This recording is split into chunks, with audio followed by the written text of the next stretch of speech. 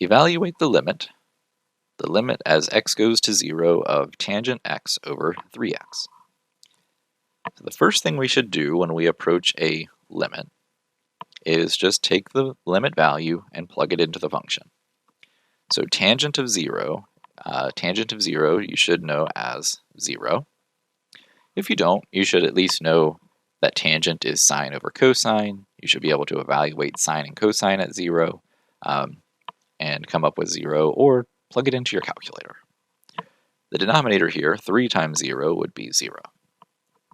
So this is of the form 0 over 0, which means we can use L'Hopital's rule.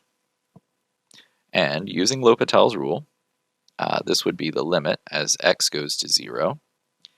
So tangent x, its derivative is secant squared x.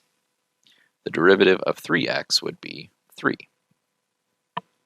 Now if I were to plug in 0, I need to evaluate, well, the denominator of course would be 3, but what is secant squared of 0?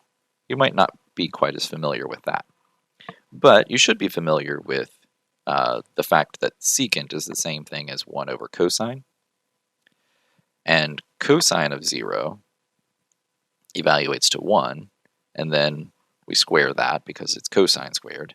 So this would all result in 1. So the final result here would be that the limit is equal to 1/3.